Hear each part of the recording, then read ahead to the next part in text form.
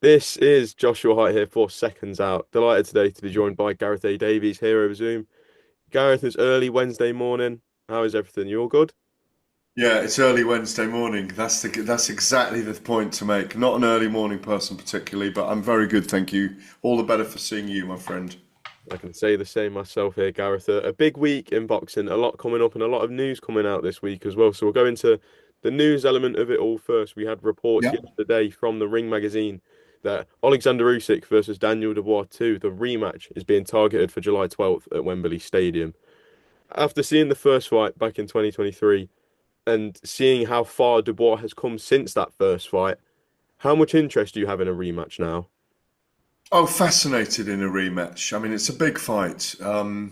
If it is Wembley Stadium and it is July the 12th, even though it's being denied by both sides at the moment, by the way, at this very moment, Egis Klimas and Frank Warren have both poured water on it to say we're not there yet, by the way.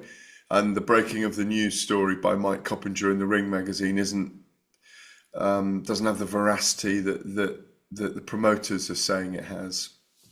Um, doubtless though they're on the way with it, and I think it's a big fight. It's a good fight.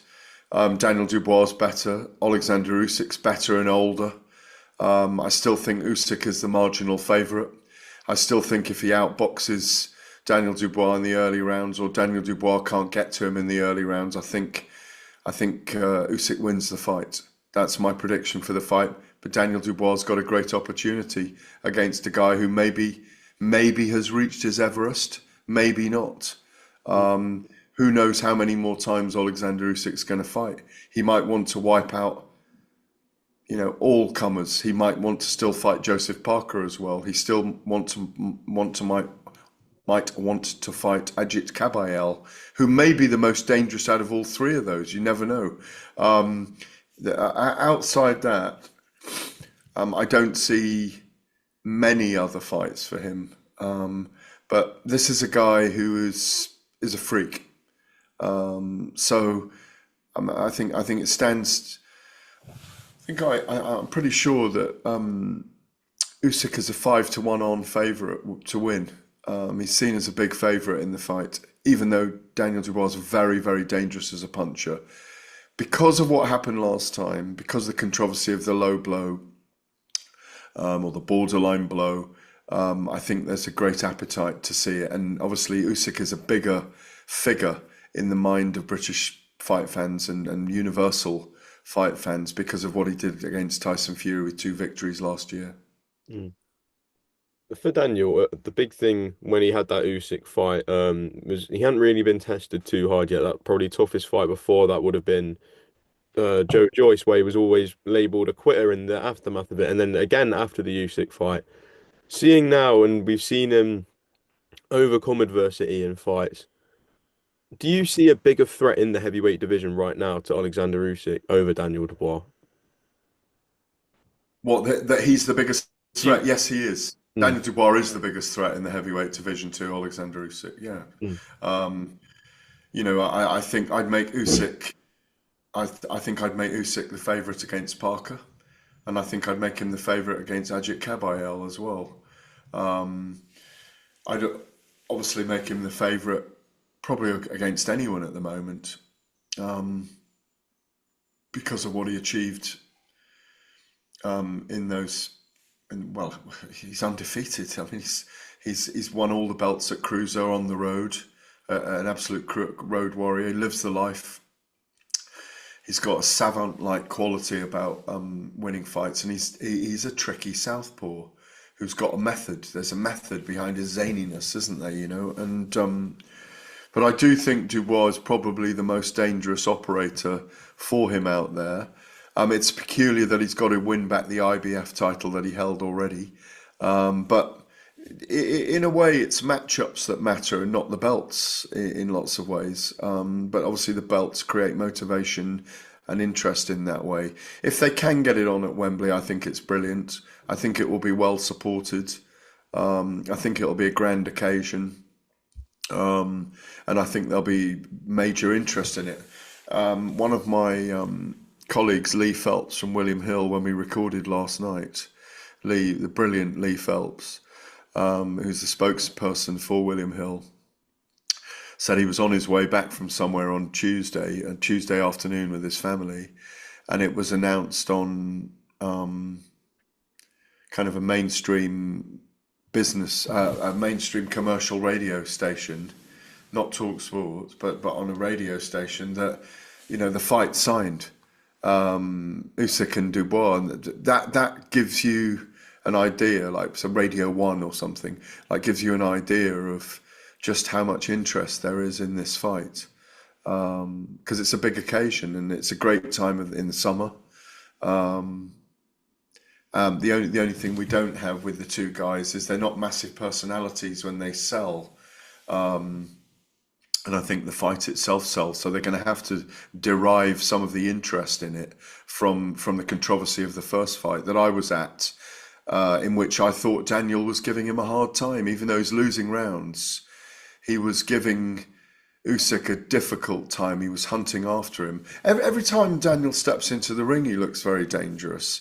And he's gone through this prism, if you like, where he's come out the other side, particularly with the fights against Jarrell Miller and Filip Hrgovic, where he doesn't get disheartened anymore. He keeps going, and I think that's the sign of the maturity in him as a fighter. I just hope we get more from him in terms of personality. We're seeing it a little bit in his clothes now and his ringside comportment and the manner he's carrying himself. Making people speak to his brother as well. Solomon, isn't it? I think. Yes. So he's a bit more fun than he was. So he should be. But overall, I think, yeah, it's a big fight. It's a big fight for the UK. Oleksandr Usyk. I mean, he's fought Derek Chisora, Tony Bellew, Joshua twice, Fury twice, and Dubois. So he's very, very well known to the British public. You mentioned Daniel Dubois and how he used to get disheartened in fights, but we don't see that now. Looking at the stoppage against Usyk, it was kind of more just an accumulation of punches from Usyk that kind of led Daniel down that road of doubt. But we don't think that road's open anymore, and all of a sudden he doesn't get disheartened in these fights. How obviously he always has a chance in these fights, but how bigger is the chance now to get Usyk, especially when the talks of Father Time have been creeping up on Usyk. Father Time doesn't wait for anyone. How big is the chance for Daniel on July 12th? Massive opportunity. If he plays his cards right, if he gets his armory right, if he lands early and dangerously, I think he can do it. But there's the caveat that Usyk finds a way. That's his problem. Usyk always seems to find a way, but he's got a big opportunity here to create history, to win almost all the belts, not the WBO, of course. Although in recent days that's changed with the words from Gustavo Olivieri, I think. He said he's giving them till April the 22nd, and I think there's quotes from him saying that he may wait to see if the undisputed trumps the being stripped of the WBO, which then would give presumably Joe Parker the next opportunity to fight the winner. Just lastly on this situation here, and you mentioned Joe Parker. Obviously, it's clear that the world titles are tied up again for now, and there's no opportunity for it. Who would you like to see Joe Parker face if he wants to stay active and wants to keep busy? What names out there currently looking at the landscape would you like to see him in there with? Well, my answer to this is if he gets a deal where he gets to fight the winner, then obviously he sits out till, which we're probably talking December time, November, December. Unfortunately for him, but there's no readily available, in my view. I'm just going to look. I was just going to look down the top 10. I had it up earlier before we started. Well, Lawrence Okoli is a fight that's being pushed on him. He's number one in the WBC. Hmm. He's fought Bacoli. I mean, one of the obvious ones is Anthony Joshua, but it's too risky and too big a fight for Joe. I think. Well, I think he wins right now, but um, there's no one obvious, you know. Would you maybe say Caballo? Well, I mean, I'd love to see that fight. That's a fantastic fight. Mm. But they've got the same manager. They're both waiting. Maybe in an ideal world that should happen. And then the winner of that fight would fight the winner of Usyk and Dubois. Picking things back up here with Gareth. We've seen some videos on social media as of late of both Anthony Joshua and Tyson Fury back in the gym, leaving fans speculating again and running through our minds of, are we finally going to see the fantasy matchup and the matchup we've wanted to see for so long? Do you believe we are getting closer to maybe seeing a fight between the two of them? Not at the moment. I really don't. I think the latest one I saw with Tyson Fury was Paris saying him teasing her and her saying, you know, well, I'm still going to the gym and you've slackened off. Maybe a joke. I don't. He doesn't look like he wants to get back into camp. And speaking to his team behind the scenes, there's been there haven't been conversations about him wanting to do that in recent times. Anthony Joshua was jogging the streets of Lagos, I think it was the other day, fist bumping loads of his lovely fans, and I think if anything, he's probably going to look. In my view, why not face Deontay Wilder next? I think I mentioned this to you before. He's got an opponent upcoming. He should win that. If he looks like he can pull the trigger, there's a fight there still to be made, in my view, for Joshua and Wilder. But Wilder needs to show optically that he's still got the ability to pull the trigger. If he hasn't, when he steps into the ring again against someone that isn't world level, we'll know that there's absolutely no point in doing that. But I've got a feeling that Wilder will probably be the opponent for Joshua before Fury's the opponent for Joshua.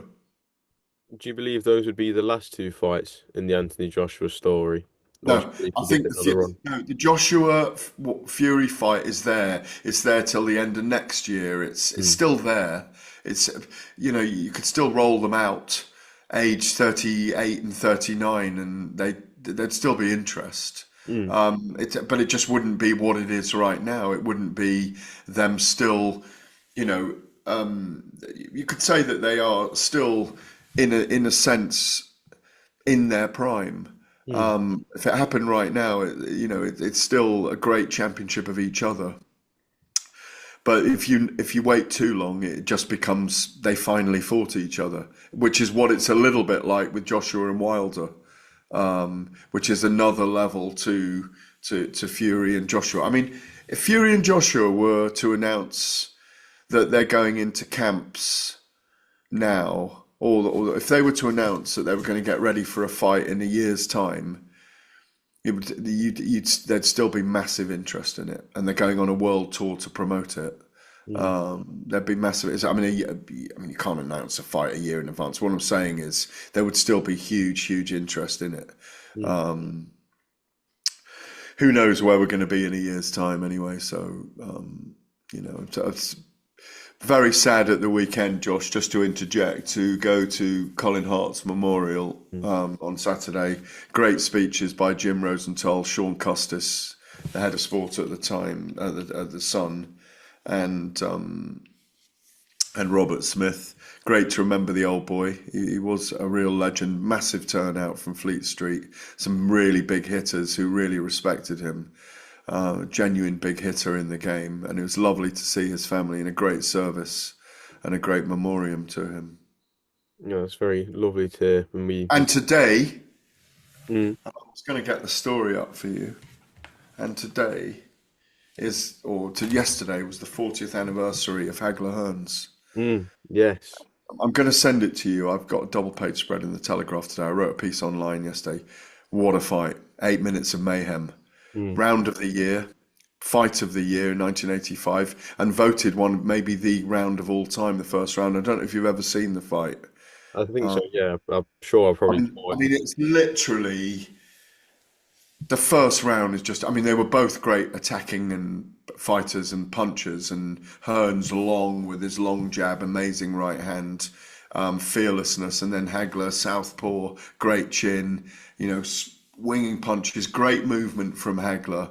Mm, Hagler, one of the greatest chins, but after 3 minutes, like it was just unreal. You just couldn't believe the action. mm, And in fact, my great friend and mentor Colin Hart commented at the time that it was in a documentary for Showtime, actually made 3 or 4 years ago, that his mouth was just wide open. He just couldn't believe what he was seeing. mm, And in this article that I wrote yesterday, I remember Bob Arum telling me that, and it's in the article, Joan Rivers, very famous comedian, I think who's passed now, very bodacious, kind of rude female comedian, but very funny, was sitting next to him that night at Caesar's Palace, Las Vegas. And she said to him, "Is it always like this?" He said, "No, no, this is a very special fight." mm. But worth a read, worth a read. Well, I You look know, forward. I look forward to reading it, Gareth. Just sticking on the big topic here of Fury and AJ, I suppose.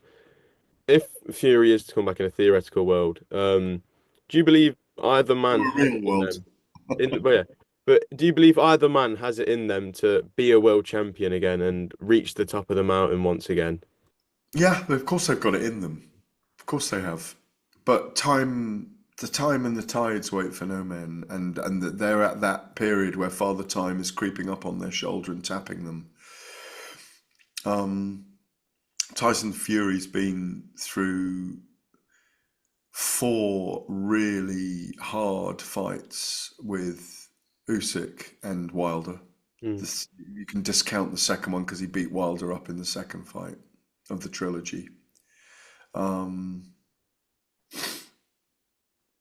he had that period in his life where he ballooned 10 stone and lost the 10 stone, and that will have had an effect on his physiology, no question. He's got, I think I saw Bob Arum actually interviewed last weekend or whenever it was recently by a couple of the outlets of your video reporting kind of sphere milieu. Mm. And someone sat down with him in Vegas and he said he doesn't need to fight. He's got wealth, he's got generational wealth, Bob was on about. Doesn't need to get up and do that. He quoted Marvin Hagler about wearing silk pajamas, and you don't, it's very hard to get up at 5 in the morning and go running when you're wearing silk pajamas, which it is true to a certain extent, to a large extent, that once the hunger's gone and once you've achieved great things, and as you get older, you do relax more. You aren't driven in the same animalistic way anymore. You're still competitive. You Mm. still want to. You still dream about it. Um, you still have those feelings, but you're not as driven. You've achieved something great already, and you're secure. And I think all of those things are true of both Fury and Usyk, of Fury and Joshua. So I think there's probably equal drive in both of them because I've even spoken to people behind the scenes about Fury having another Usyk fight. He's been so close on 2 occasions to beating Usyk, um, that, and I'm not suggesting it will happen, but there's definitely talk about it in the background. Um, but I don't think it will happen. Um, but you never know how the when they throw all the cats in the air and how they land. You never know how or who will fight who next. So have they got it? Are you saying will they, or have they got it in them? Have they got it in them? Not necessarily in terms of the physical aspect, but more in terms of the mentality and can they put themselves through that again? Because it's not an easy sport. Well, you've got to look at the pattern here. You look at the charts. You've Mhm. got Dubois and Usyk fight. Then let's say Dubois wins that. He's going to fight Parker next. Yeah. Let's say Parker beats Dubois. Or look at it the other way, Usyk beats Dubois, and Usyk and Parker fight, and Parker beats Usyk, or Usyk beats Parker. Then you've got Ajit Kabayel, who's going to have to fight the potentially the winner of one of those. That takes you to the middle of next year for a start. Yeah. Now, if they're not fighting at the moment, if Tyson Fury came out and he hammered Anthony Joshua in September here, he would put himself back in the frame again. People would be talking about him. If Anthony Joshua beat Tyson Fury, people would be talking about him again, and he'd be moved into the picture. But there's no movement at the moment, so that the prospect of that gets further and further away. Look, I mean, Muhammad Ali came back to fight Larry Holmes. I think it was 1981, 1980, 81. He was well gone. He was a former sparring partner, Larry Holmes, of Ali. Holmes knew that Ali was done. And you know, I've spoken about it with him. I mean, in the last few years as well. And he said, you know, it was a terrible thing to have to do, and to fight a former sparring, to fight the guy who he'd looked up to. And so it does happen. So if Joshua and Fury had one great performance, they could be jettisoned back into a world title fight based on what they've done so far. So you can't rule it out. But sitting here right now, I'm going to say probably not. But expect the unexpected in boxing. And when there's 20 million, 30 million on the table for these guys to fight, it's a big draw for them to come back. Absolutely. Just last few from me here. Looking at fights that we do know will happen, or we hope that are going to happen. Whitaker versus Cameron 2 takes place this Sunday on Easter Sunday. But going into fight week, we're in a very unusual situation where Liam Cameron has put out a statement saying he's unsure as to whether this fight is a 12 rounder or a 10 rounder due to the contract disputes. What are your thoughts on this matter, especially as it's been unfolding for in the public eye for a few weeks now, but listening to interviews with Liam Cameron and Lee Eaton, it's been going on since the middle of February. Yeah, it's terrible. Frankly, and you know, it must be terrible for the boxers themselves. And obviously, I'm involved with Talk Sport on Sunday night as part of the broadcast. The wranglings are ridiculous. You know, the contract was sent at 12 rounds from Boxer. Well, because obviously they're the promoter of this. It's Sky. Liam Cameron wants 10 rounds. Lee Eaton, Frank Warren, George Warren are battling for their side. They haven't managed to iron it out completely yet. Whether it Ben Shalom says it has been sorted out behind the scenes, but Frank Warren says it hasn't.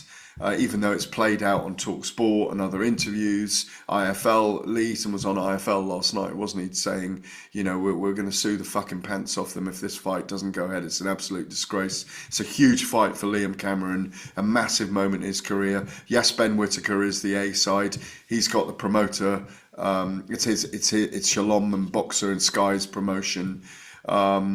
So it would be an absolute disgrace if this fight doesn't go ahead. And all those things that go wrong with boxing, it's showing what does go wrong. And I can't remember anything like this ever happening where it's stretched out for weeks and weeks over the number of rounds in a fight. Look, if Cameron only wants to fight 10, if Cameron wants to fight 12 rounds, that's his prerogative based on the contract. We've heard Ben Shalom already say, I'm prepared to pay something to get it back to 10 rounds because we made an administrative error. So just get it done. I mean, they don't get on, so it's a war of attrition. And, you know, I've even done an interview on it, and Ben was annoyed with me. I don't know why he's getting annoyed with me on something, whether it was a joke or not. He sent me a message saying, you know, I said Frank Warren's embarrassing him because only based on what Ben has said is that he got the contract wrong. So get the contract right, get it over the line, pay the extra fee that they're on about, 50, 70 grand, whatever it is. Liam Cameron makes a bit more money. We get the fight on. We're all excited about it. It's a great card. Fraser Clark's back against Ebenezer Tete. Very powerful interview that Fraser gave last 10 minutes of the interview with Ruth Draper the other day for Ring Magazine. Very long interview, and I sent Fraser a message because he was so powerful, spoke so powerfully about what he went through against Fabio Wardley in that second fight. But if that card rather, Birmingham Resorts World is stripped of Liam Cameron being on that main event, it's going to be an absolute disaster in my view.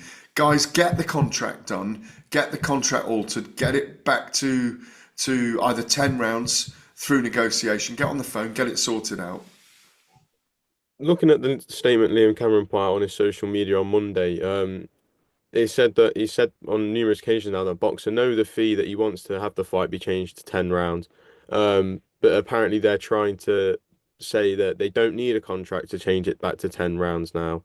Lee and has then also gone on to reveal last night in an interview with Box Nation that he received 3 phone calls of Boxer apparently looking to replace Liam Cameron ahead of Sunday night. How damaging is this whole scenario and this situation for Boxer? I think it's just damaging for boxing, not just Boxer. It's damaging because two guys who've been assigned to fight for whatever it is, 10, 12 weeks. Mm. We've had a press conference for it, got all the interest in it, all the debate about Ben Whittaker, who's genuinely one of the rising prospects of the sport, who's found a veritable challenger, who's might have his number. You know, other people may not have his number, but Liam Cameron might have exposed something about Ben Whittaker. It's something we want to see. I believe Ben Whittaker will come back strong this time. I love the alliance with Andy Lee. There's loads of nuance and storylines, and to not have that fight now would be an utter disgrace, Josh Hart of SecondsOut.com. It would be an absolute disgrace and would show that boxing is too much of a Wild West at times. This should be resolvable. It shouldn't be about personalities. It should be about the fighters. And it's as simple as that. And to not have a fight over the basis of a 10 or 12 round discrepancy it's just a disgrace. Just lastly, if we do see Ben Whittaker versus Liam Cameron 2 on Easter Sunday, how do you see the fight playing out and who wins? I think Liam Cameron will come hard and strong and confident again. I think he was doing really well in the first fight till they went over the ropes in Riyadh. But I think Ben Whittaker will get something special out of himself this time. I've said it all the way along. He's not really said anything. He's not talked the talk. I think he's going to walk the walk with his fists and his feet on Sunday evening. And I think he's going to put in a better performance this time. I think he's got to be in and out quickly, use that magical movement of his to stand in and plant his feet and then get out again. I think Andy Lee will be a great assignee for him. I think the alliance will prove to be fruitful, and I think he'll look his very, very best this time. And he needs to go in there and box Liam Cameron's ears off. Liam Cameron will bring everything because he's that kind of character. Admirable, heroic, stoic. A fantastic individual to speak to, and I can't wait. I think Ben Whittaker wins on points. Maybe over 10 rounds. Or Or 12. Or Well, 12. we'll But find out. if it's for the IBA Intercontinental, as Frank mentioned, I think maybe it's got to be over 12, hasn't it? I think it's the same title they fought for the first time, though. Oh, It's is it? Well, that's only fine. scheduled for a 10. Whatever there is, it's the intergalactic number 4 starship blah blah blah title anyway, isn't it? You know, neither of them are close to fighting for a world title yet. Absolutely. Well, Gareth, I'm going to leave it there. Thank you very much for your time. Always great to catch up. I'm sure we'll speak again next week once all the action has unfolded. Yeah, absolutely. I'm off to walk the miracle mile with Michael Watson today, and Peter Hamlin, the consultant neurosurgeon that saved his life, and a load of other people. We're meeting in St James's Park in Westminster at 1 p.m. I think it'll take about 2 hours to walk the mile with Michael, but then I'm going to write a piece about it for the Telegraph tomorrow. Very nice day. Always great to speak to you, Josh. Thanks very much. Perfect.